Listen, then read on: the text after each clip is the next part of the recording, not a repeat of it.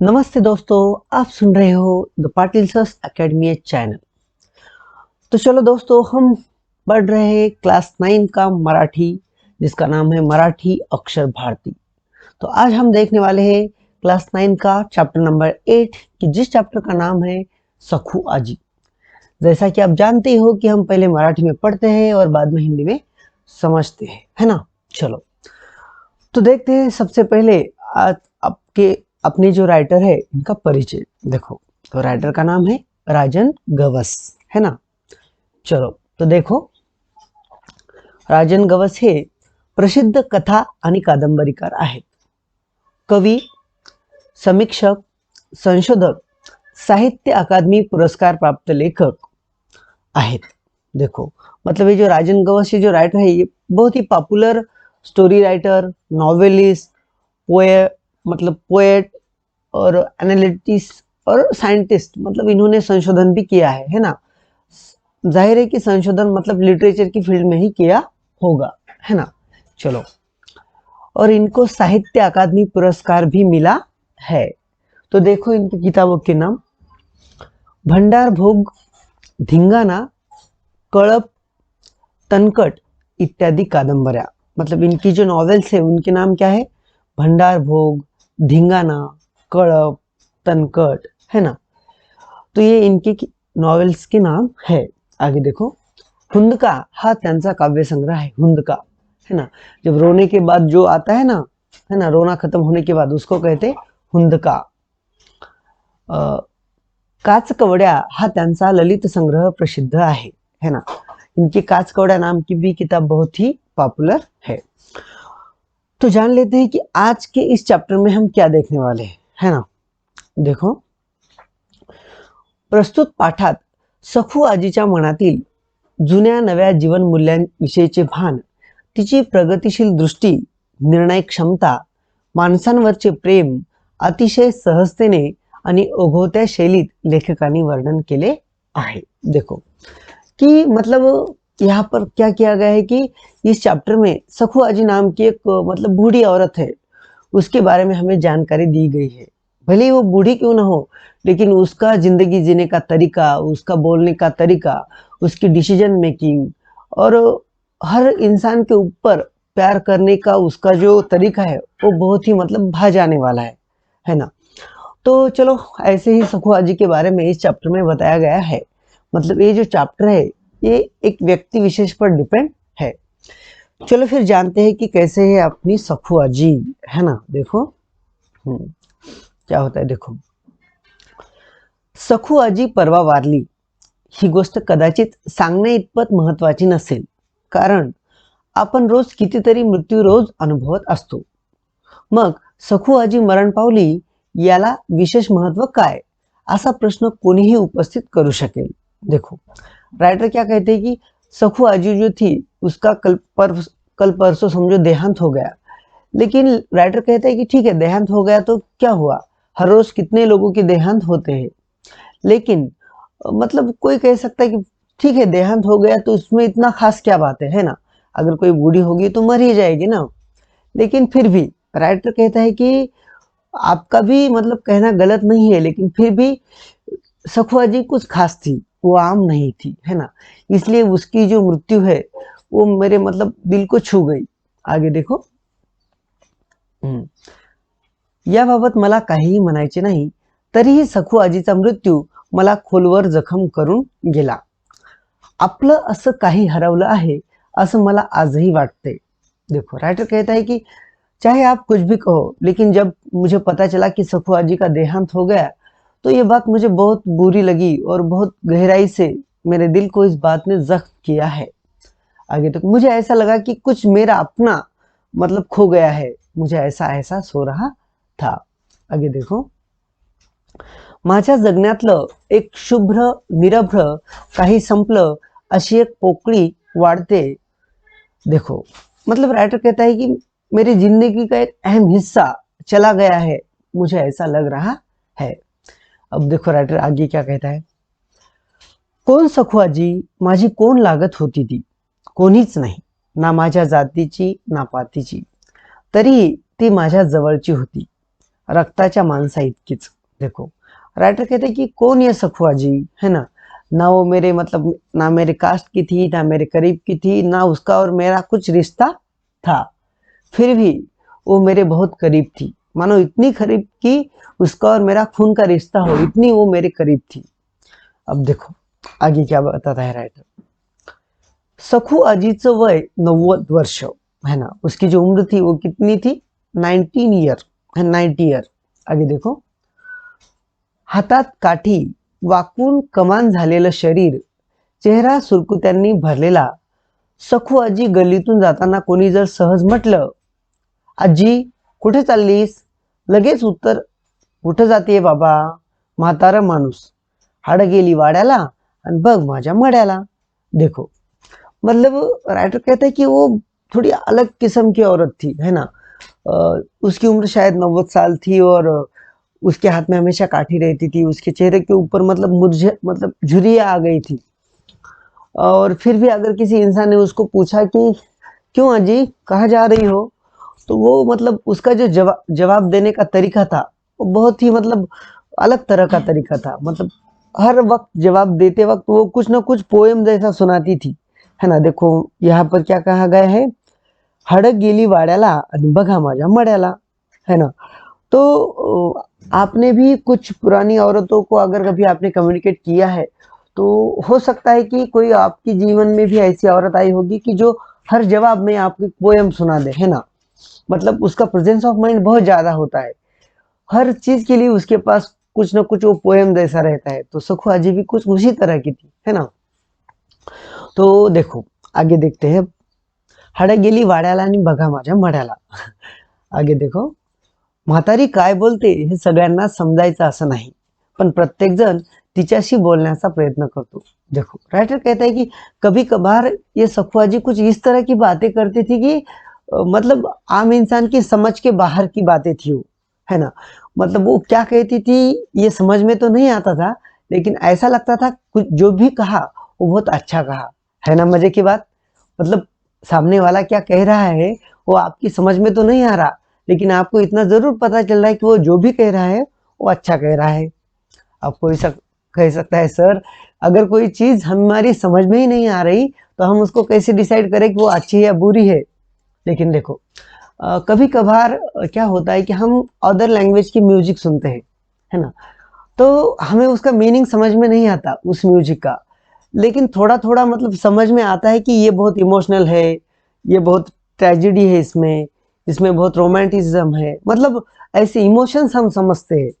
तो कुछ वैसा ही आजी के बारे में होता था, मतलब आजी जो कहती थी वो समझ में तो नहीं आता था, लेकिन ऐसा लगता था कि जो भी कह रही है बहुत अच्छा कह रही है। चलो आगे देखो, हाँ आगे देखते हैं अब। हम्म, और इस वजह से हर कोई उससे बात करने की कोशिश करता था। म्हातारी प्रत्येकाशी बोलते, मला सखुआजी नेहमीच एक कविता वाटते, ती कवितेत बोलते, कवितेत जगते, तिच्या इतकं प्रचंड भाषिक ज्ञान मला कोणाकडेच दिसलं नाही। देखो राइटर कहता है कि ये जो बूढ़ी थी ना वो बहुत मतलब हमेशा पोयम की तरह ही बोलती थी, और इसीलिए मुझे उसकी जिंदगी एक पोयम की तरह लगती है, ऐसा राइटर कहता है। राइटर कहते हैं कि वो पोयम की तरह बोलती है, उसका जीना भी किसी पोयम की तरह ही है। और इतना ही नहीं, उसका जो लैंग्वेज के ऊपर कमांड है वो लाजवाब है। मुझे ऐसा क्यों लगता है कि उसके इतना कमांड लैंग्वेज के ऊपर किसी का भी नहीं हो सकता।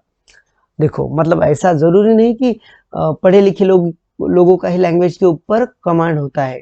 कुछ अनपढ़ भी लोग होते हैं जो बहुत अच्छी लैंग्वेज बोलते हैं, और कुछ पढ़े लिखे भी होते हैं जिनको एक सेंटेंस भी अच्छी तरह से बोलने नहीं आता, है ना।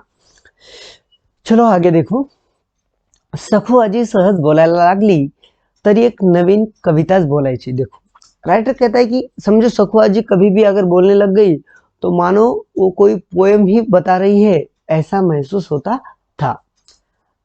म्हणजे कुणी म्हटलं, म्हातारी गप्प घरात बसायचं सोडून कुठं निघालीस मरायला।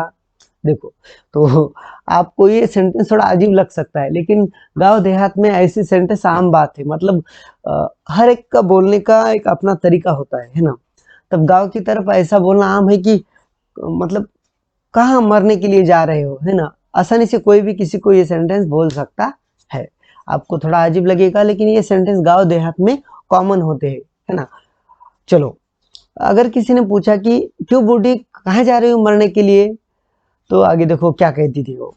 तर ती लगेच म्हणायची, मरण कोणाला सरण दिकाला, माझं कपाळ भरलं आभाळ, मरलं माणूस झिजलं कानूस, म्हातारी नवसाची भरून उरायची। देखो, जो मतलब राइटर ने जो कहा था कि वो बूढ़ी क्या कहती थी उसका उसकी समझ में आता था, किसी की और की समझ में नहीं आता था, लेकिन इतना जरूर लगता था कि जो भी कहा अच्छा ही कहा होगा, है ना। मतलब एक पोएम की तरह उसका बोलना था।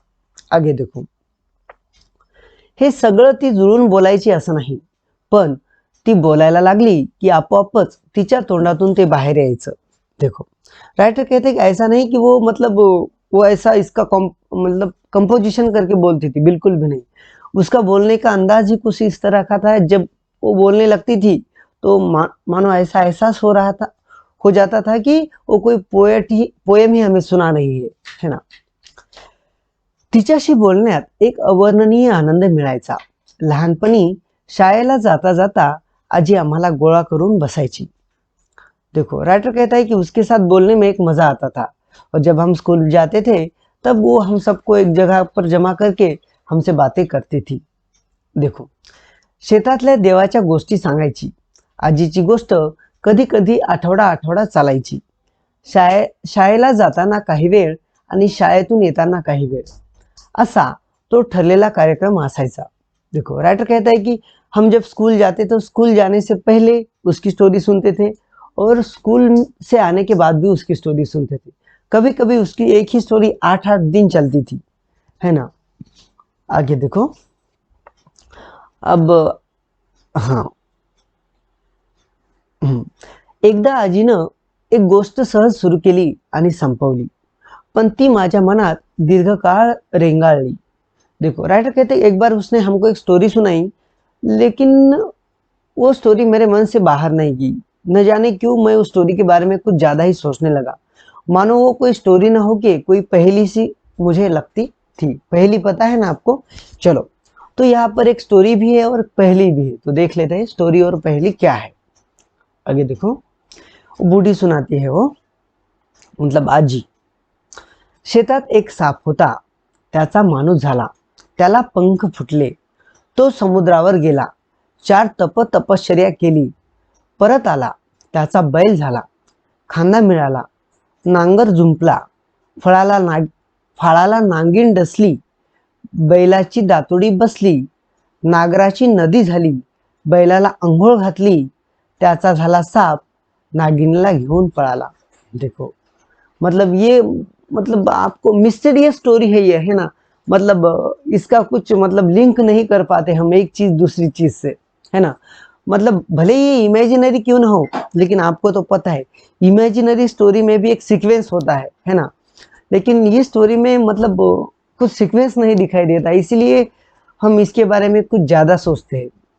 जैसा कि आज के बारे में कोई मिस्ट्री फिल्म होती है ना, मतलब कुछ अंदाज ही नहीं लगा पाते कि चल क्या रहा है ना, मतलब हो क्या रहा है। कुछ वैसा ही स्टोरी के बारे में है कि हम ये मतलब अंदाज नहीं लगा सकते कि ये स्टोरी का सीक्वेंस क्या है ना।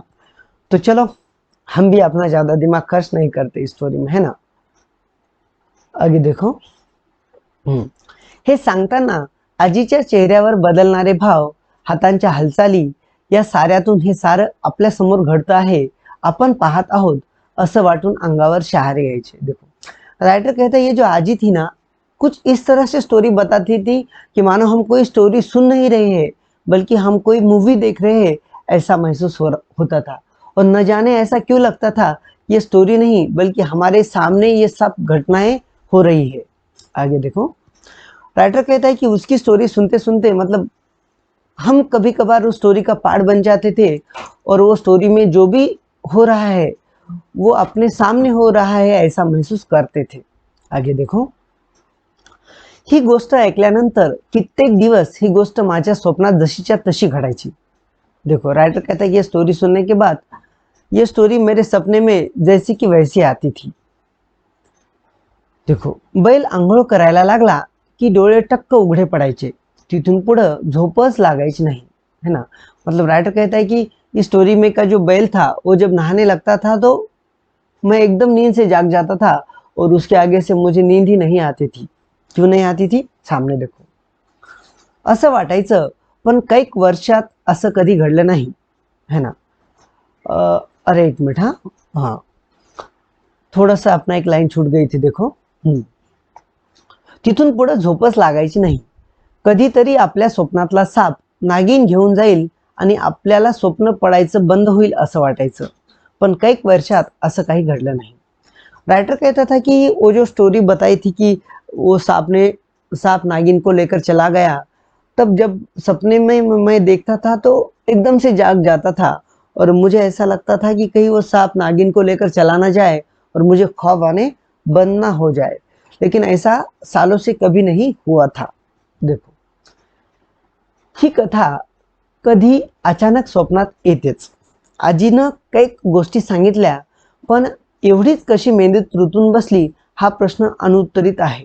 देखो, राइटर कहते कि न जाने उस आजी ने हमको कितनी सारी स्टोरी बताई होगी, लेकिन उन सारी स्टोरियों में से यही मेरे मन में कैसे बैठ गई ये मुझे पता नहीं, है ना। इसका मेरे पास कुछ भी आंसर नहीं है। त्या काळी आणि त्यानंतर या गोष्टीचा अर्थ आजीला विचारला होता तर ती फक्त हसायची। मध्येच एकदा म्हणाली, गाव गर्तीला, साप धरतीला, धरती दुपावली, माती हकारली। आता हे कोणाला कळणार?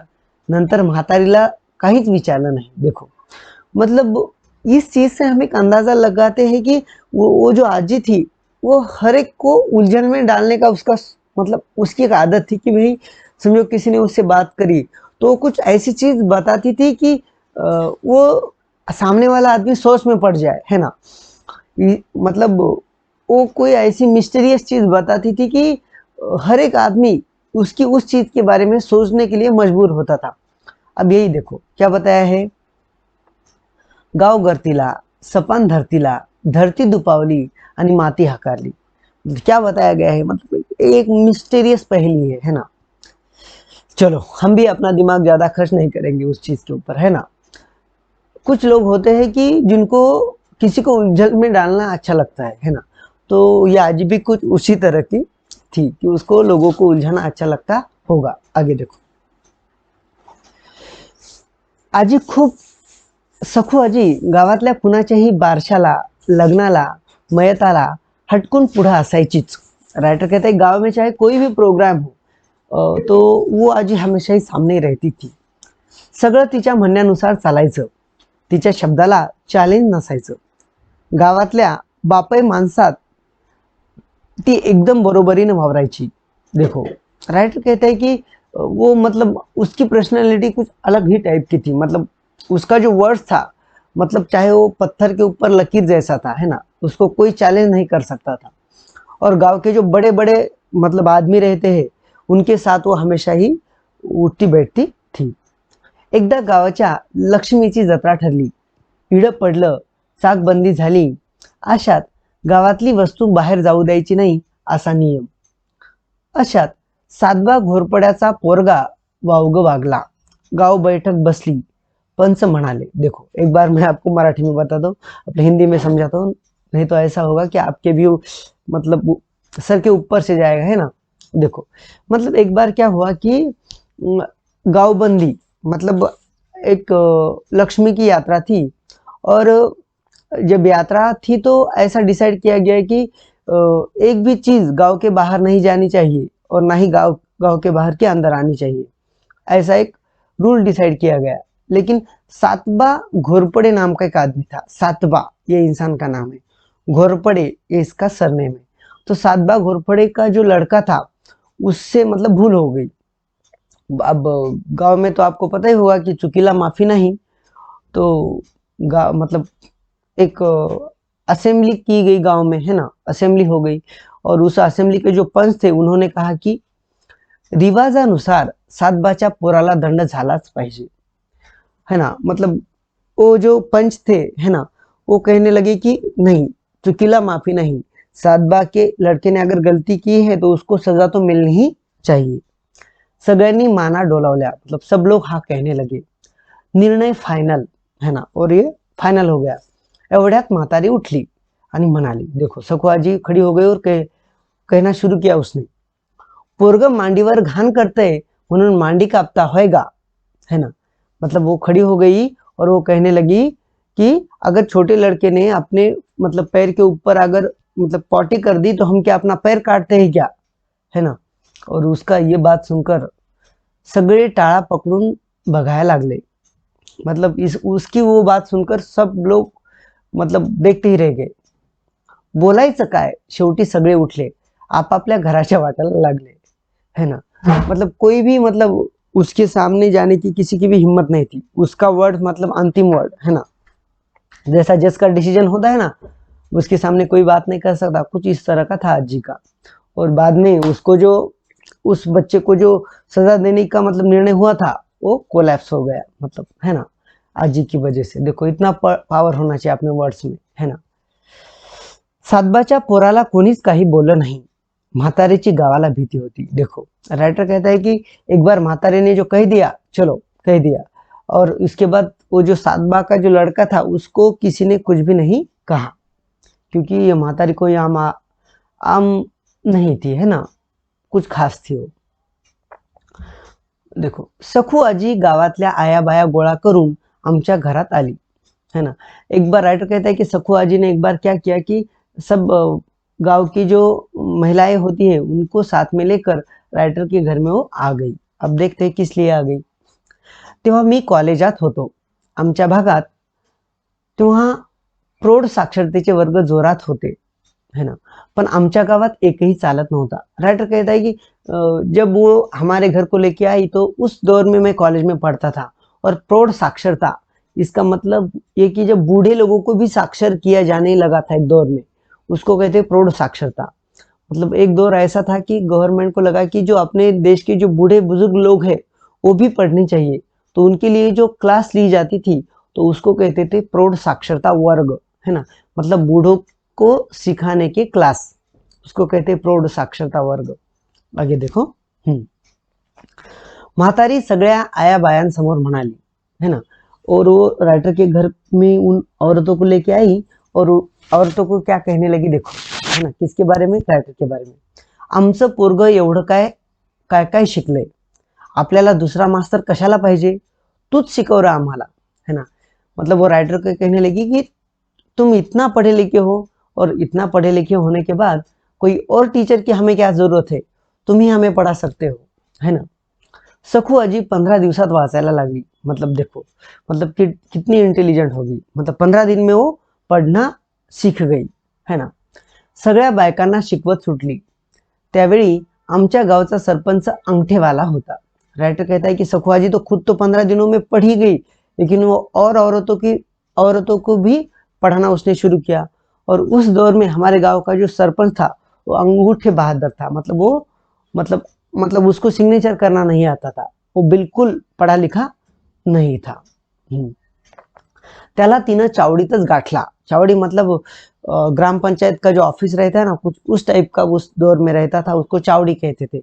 मतलब हर डिसीजन उस चावड़ी पर आकर ही लिया जाता था। हाँ, तो उस चावड़ी के ऊपर ही मतलब जाकर खड़ी हो गई कौन, ये बूढ़ी, और उस सरपंच को वहां पर ही उसने पकड़ा। एका आठवड्यात सही पुरता साक्षर केला। मतलब 8 दिन में ही उसने उस सरपंच को मतलब सिग्नेचर सिखाई। त्याला ड्रेसवर ओवाळलं। एक मिनिट, नाही, आगे देखो। आमच्या गावातला चोपड़ा यांचा पोरगा पहिल्यांदा पोलीस झाला। देखो राइटर कहते हैं कि हमारे गांव का एक लड़का जो पुलिस हो गया। म्हातारीनं गावच्या बायका गोळा करून त्याला ड्रेसवर ओवाळलं, है ना। मतलब ये जो बूढ़ी थी इसने उसका, है ना, आदर सत्कार किया, उसका औक्षण किया, है ना। मतलब देखो कितनी मतलब उसका प्रोग्रेसिव दिमाग कितना था कि क्या क्या करना चाहिए। मतलब उसने सरपंच को सिग्नेचर सिखाई, वो जो घोरपड़े का बच्चा था उसको बचाया, है ना।